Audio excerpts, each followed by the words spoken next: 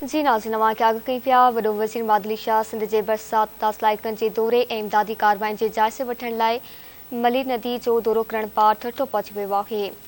वॾे वज़ीर खे डिप्टी कमिश्नर ऑफिस में बरसात जी सूरतहाल बाबति ब्रीफिंग ॾिनी वेंदी।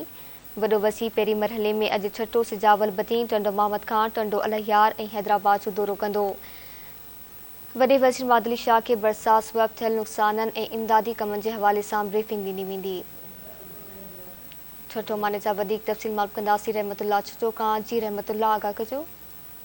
सिंध जे वॾे वज़ीर मुराद अली शाह ठटे जे दौरे ते पहुतो आहे। बरसाती इलाइक़नि जा दौरा करे हिन वक़्तु डीसी ठटो ऑफिस पहुतो आहे, जिते ब्रीफिंग हली रही आहे। डीसी ठटो चयो आहे त असांजो पीपल्स पार्टी हिकिड़ो मंशूर आहे त जेके इलाइक़ा जेके माण्हू मुतासिर थियनि था उन्हनि जी मदद करण ऐं सपोर्ट करण। ऐं इहो बि चयो आहे त जेके गारे खां वठी ठटे जा जेके मुख़्तलिफ़ इलाइक़ा जिते ॻोठ जिते नुक़सानु थियो आहे उन्हनि जे हवाले सां आफ़त सटियल करार ज़िलो ॾिनो वेंदो आहे। जेके सर्वे हली रही आहे ऐं ज़िले इंतज़ामिया पारां जेका ब्रीफिंग ॾिनी वई आहे त ॿुधायो आहे त ठटे जे केटी बंदर गोलाबारी ऐं साहिली इलाइक़नि ऐं ठटे शहर जेके हेठियां इलाइक़नि उन्हनि में जेको पाणी अचण जे करे केतिरा ई नुक़सान माण्हुनि जा थिया आहिनि, उन्हनि जो अज़ालो कयो वेंदो।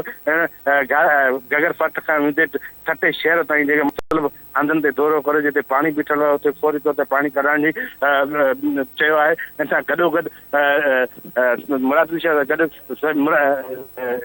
नासिर शाह, मुकेश चावला गॾु ऐं पाकिस्तान पीपल्स पार्टी जे ज़िले ठटे सादिक मेमन, रियाज़ शाह शिरावी ऐं ॿिया सभु मौजूदु हुआ। जी रहमतुल्लाह, इहो ॿुधाइजो त वॾे वज़ीर इमदादी कार्रवाइनि जो जाइज़ो वरितो आहे। वॾे वज़ीर खे ब्रीफिंग बि ॾिनी वई आहे, उन ब्रीफिंग बाबति आगाह कजो।